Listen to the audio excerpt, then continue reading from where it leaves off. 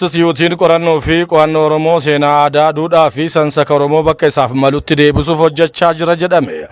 Instituutiin qorannoo fi qo'annoo Oromoo sagantaa kora qorannoo Oromoo 20ffaan dhura Oromiyaa magaalaa Finfinnee galma giddugala aadaa Oromootti bakka hooggansi olaanuun mootummaa naannoo Oromiyaa federaalaa abbootiin gadaa haadholiin siinqee hayyoonnii fi qorattoonni argamanitti gaggeessaa jira. Itti aanaan daayirektara olaanaa Instituutii qorannoo fi qo'annoo Oromoo Boznaabuu Asraat haasawa baniinsaa taasisaniin ummanni Oromoo saba guddaa bu'uura sirna dimookiraasii addunyaaf gumaachee fi abbaa falaasama sirna gadaati jedhan. Ummanni guddaan seenaa guddaa qabu kun waggoota dheeraaf dhiibbaa sirnoota darbaniin irra gahaa tureen eenyummaa, duudhaa, aadaa fi safuun isaa dhiibamaa turuu kaasuun seenaa kana bakkatti deebisuuf instituutichi hojjechaa jiraachuu ibsaniiru. Sabni aadaa fi duudhaan isaa cabe sochii kamuu keessatti milkaa'uu hin danda'u waan ta'eef mootummaan naannoo Oromiyaa haaromsa aadaatiin aadaa Oromoo bakkatti deebisuuf hojiin bu'uura qabu hojjetamaa jiraachuu obbo Boznaabuun ibsaniiru. Instituutichi yaadama kana galmaan gahuuf qorannoowwan 70 ol mata duree garaagaraa irratti yuunivarsiitota waliin ta'uun gaggeessaa jiraachuu eeraniiru.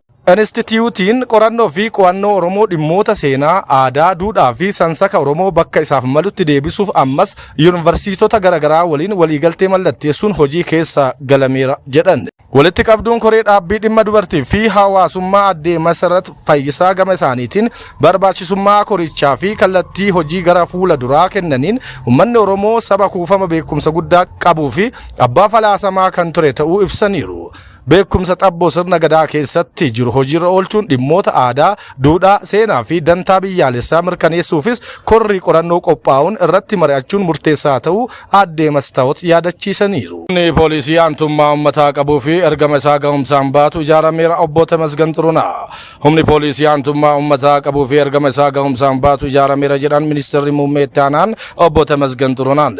Yaa'ini koomishineroota poolisii 20ffaan mata duree tokkummaa poolisummaa nageenya waaraaf jedhuun gaggeeffamaa jira. Obbo Tamasgan Xurunaan wayita kana riiformiin damee poolisii faayidaa biyyaalessaa fi fedhii uummataa kabachiisee fi ergamaa ijaaruuf dandeessisu gaggeeffameera jedhan.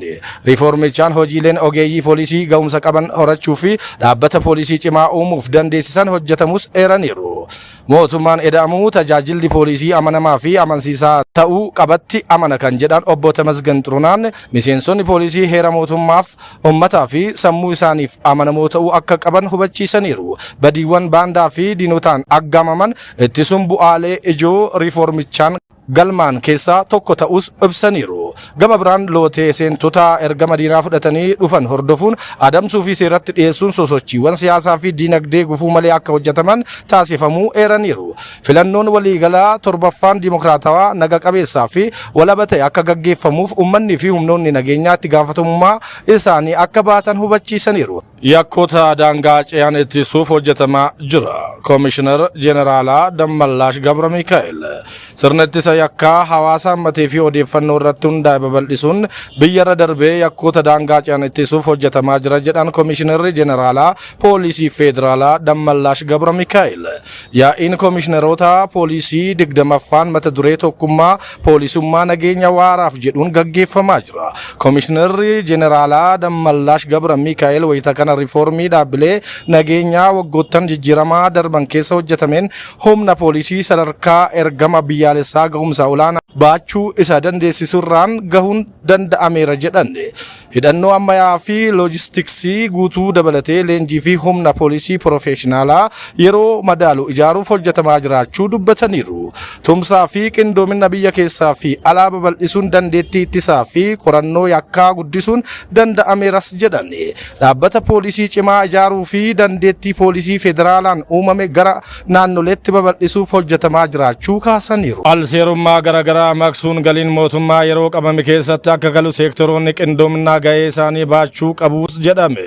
Magaalaa Shaashamanneetti haala alseerummaa kallattii garaagaraatiin mul'atu maqsuun galiin mootummaa duguugamee galuu danda'u irratti mariin qooda fudhattoota garaagaraa hirmaachise gaggeeffameera. Galiin mootummaa maddoota adda addaa sakatta'uun kanneen harcanii hafanii fi kuufama jiru adda baasuun qooda fudhattoonni seektoroota hundaatuu gahee isaanii baachuu akka qaban itti gaafatamaan waajjira galii magaalaa Shaashamannee obbo Dastaa Adishoo ibsaniiru. Itti gaafatamaan waajjira bulchiinsaa fi nageenya magaalaa Shaashamannee obbo Waarisoo Aayisoo akka jedhanitti magaalli keenya magaalaa guddittii sochiin imaltootaa fi geejjibaa keessatti baay'atu ta'uun kan beekamtuu fi magaalaa nageenyaati. Alseerummaa gama galii fi boba'aatiin mul'atus bu'uurarraa furuuf qooda fudhattoonni fi qaamoleen nageenyaa ga'ee isaanii baachuu akka qabanis eeraniiru. Nageenya hawaasa keenyaas halkanii guyyaa hirmaannaa uummataa fi qaamolee nageenyaatiin mirkaneessaa kan deeman ta'us ibsaniiru. Galiin mootummaa harca'ee hafes akka yeroon galu seektoroonni qindoominaa ga'ee isaanii baachuu akka qabanis dhaaman. Komishinarri qajeelcha olaanaa poolisii magaalaa Shaashamannee Komishinar Abdurrahmaan Shobbee gama isaaniitiin alseerummaa iddoowwan garaagaraatti mul'atu adda baasuun tarkaanfii sirreeffamaa fudhataa deemuun galiin magaalaa akka yeroon galuuf alseerummaa mul'atu maqsuuf cimanii akka hojjetanis eeraniiru. Kallattii hooggansa irraa kennamuun alatti boba'aa kamuu harka keessa naqachuun kan hin danda'amnee fi akkaataa seektarri daldalaa kallattii kaa'een kan hojjetamu ta'us kaasaniiru. Itti aanaan kantiibaa fi itti gaafatamaan damee diinagdee magaalaa Shaashamannee Dr. Firaa'ol Oddeessaa akka jedhanitti magaalichatti galiin mootummaa duguugamee akka galuu fi qindoomina waajjira galii fi seektoroota qooda fudhattootaatiin hojiin hojjetameen bu'aawwan hedduun galmaa'uu himani. Galiin harca'ee hafes yeroo qabame keessatti duguugamee akka galuuf hunduu ga'ee isaanii baachuu akka qabanis ibsaniiru. Waraana Ameerikaa fi Israa'el Iraan irratti labsanii wal qabatee hanqina boba'aa mudate furuufis qusannoon itti fayyadamuu fi konkolaataa dursa argatu adda baasuun xiyyeeffannoon hojjetamu akka qabus kaasaniiru. Boba'aa seeraan alaa gabaa irratti gurguramu sakatta'uun tarkaanfiin seeraa fudhatamaa akka deemamuu fi qaamni nageenyaa deeggarsa barbaachisu akka taasisanis ibsameera. US sarara diimaa cinaan deebiin Iraan naannichaa kan ce'u ta'a.